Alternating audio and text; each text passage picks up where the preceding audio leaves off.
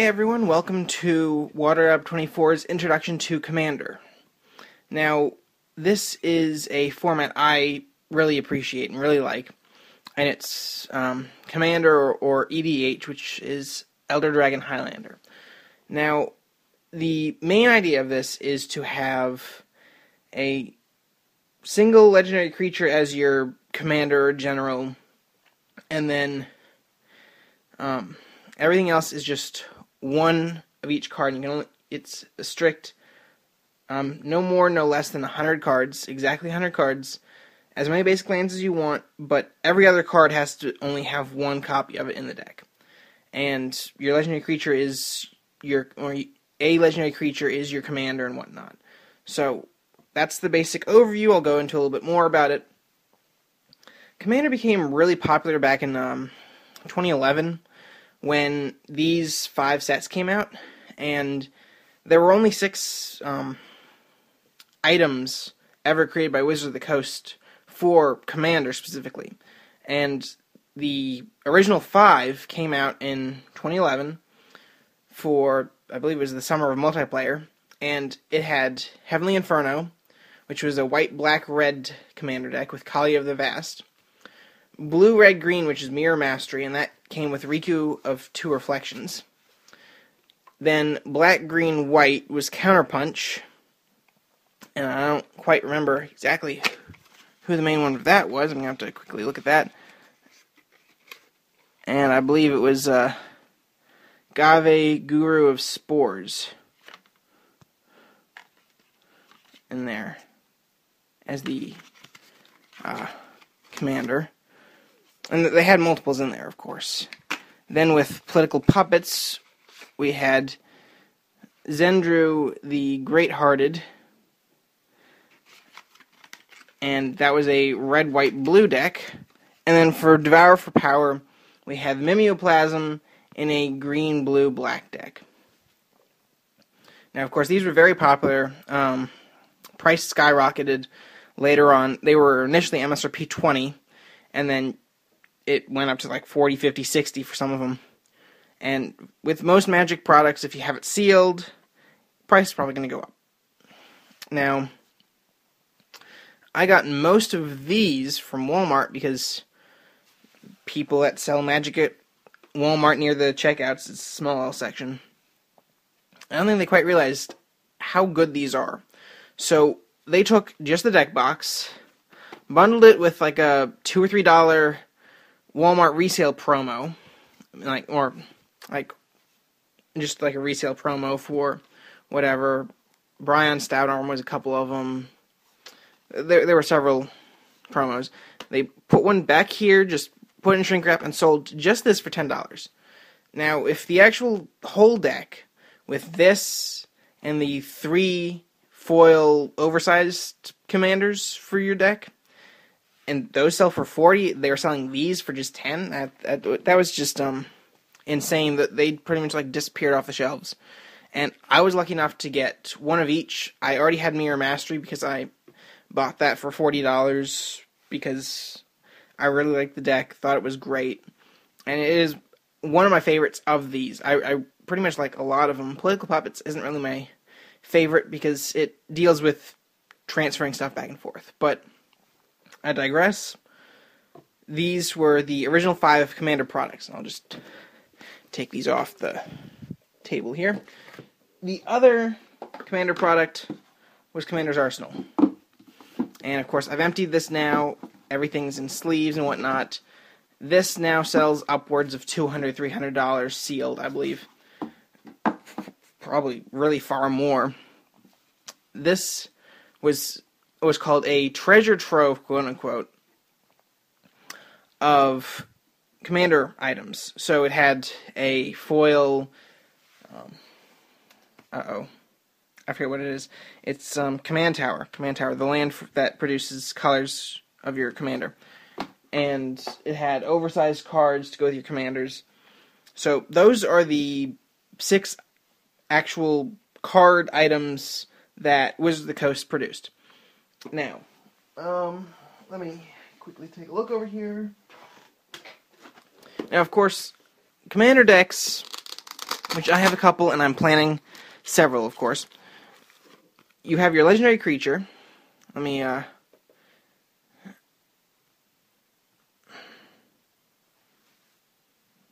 on. There we go. Flash somehow turned on with my phone. Okay. So, with your legendary creature, typically you want to build your deck around your legendary creature's abilities. I didn't quite do that with this one, because this was my first commander deck, but I think I did pretty well with it. And, of course, casting cost is 2 colorless, a black, a red, and a green. Now, whatever the colors are up here are the only colors that your lands can produce, and what your creature's casting costs can be. So there could be no blue or white casting. There could be no lands that produce white or blue. If anything does produce that color, like if it's like a, say, Manolith, which produces one of any color, if you choose blue, it becomes a colorless mana. So anything in your commander deck can only produce black, red, green, or colorless if you are using Sekor Deathkeeper. If you're using Asperia Supreme Judge from Return to Ravnica, you can only have white and blue. So it's interesting. Well, of course, if you did a standard deck, you wouldn't want to include all these colors that you didn't need. But so with this one, which is like a pretty easy to find one, goes for about 50 cents to $1. Whenever another non-token creature you control is put into a graveyard from play, put a 3/1 black and red Graveborn creature token with haste into play. So, anytime you have a creature that dies, you get another one that's a 3/1 black and red Graveborn token.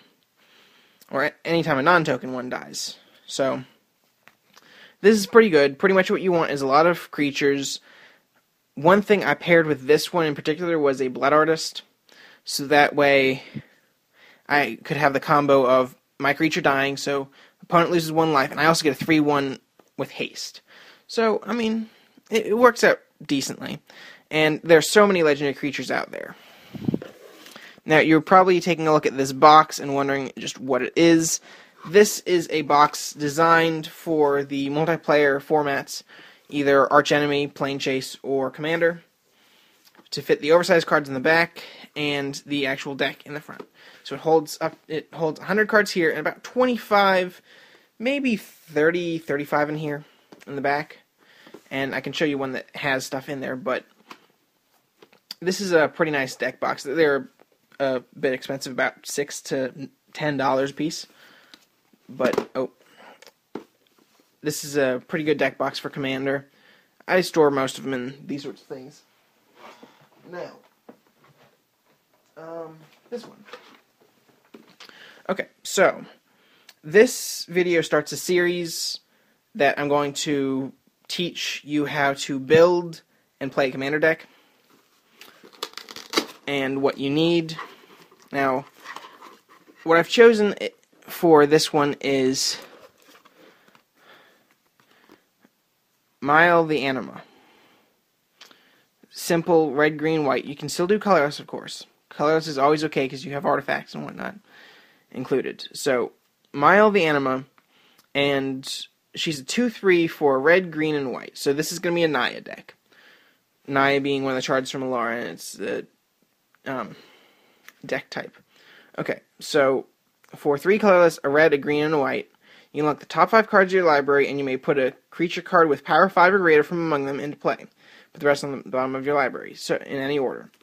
So, pretty much with her, the idea is to have a lot of creatures that are bigger than 5, or with power 5 or more. So, probably something like Thragtusk. So this one I probably am going to include a Thragtusk, a Restoration Angel, a couple other things, and just see how that goes. Probably a Thundermaw Hellkite and some other Hellkites.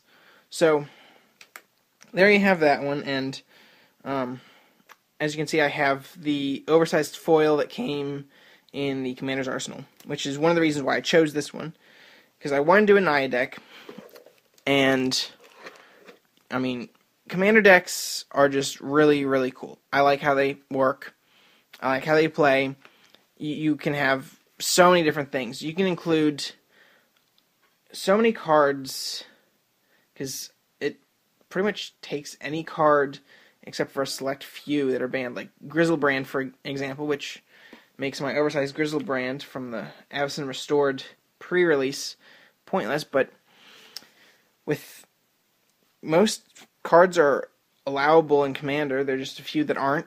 Some of them are restricted. Some legendary creatures are restricted from being a Commander, but could be any other one out there. Or it could be included in your deck, but just couldn't be your Commander. There are a few banned. But for the most part, anything you want to throw in your Commander deck is typically fair game.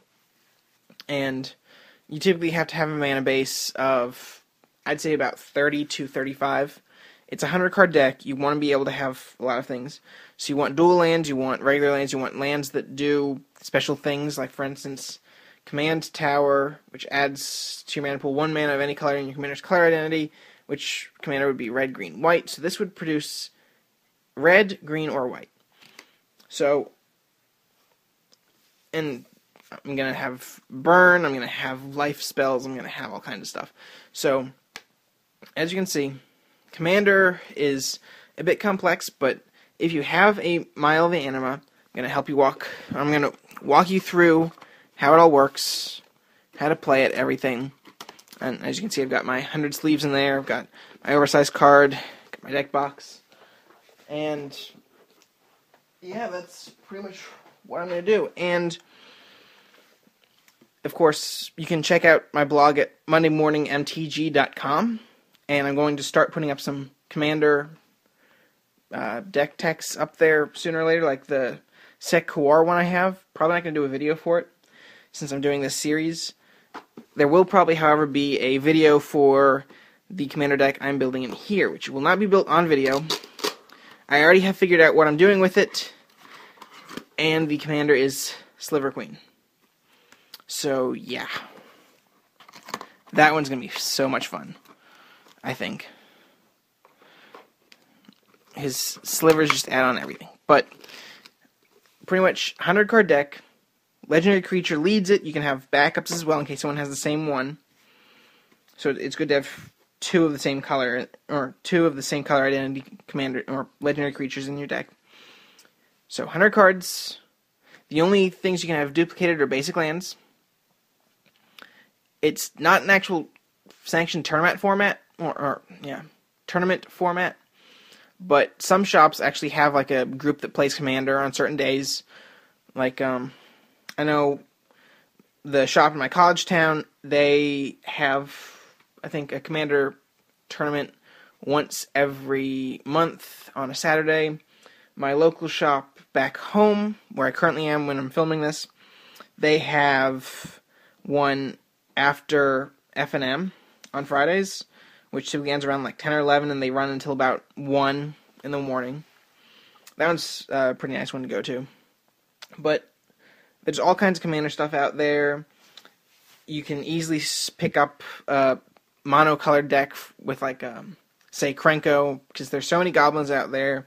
You probably have a whole lot of goblins. So you could do, like, a Krenko Commander deck that's mono-red. I mean, the sky's the limit on which legendary creatures you can use, and they keep making more and more and more, especially with these guild leaders. You could do a Gerard, you could do Asperia, Niv Mizzet, all kinds of them. But there you have it. I think Commander's really fun. This is the intro video to start walking you through how it works, and just like a little background of what Commander actually is. Alright. Look forward to another video soon.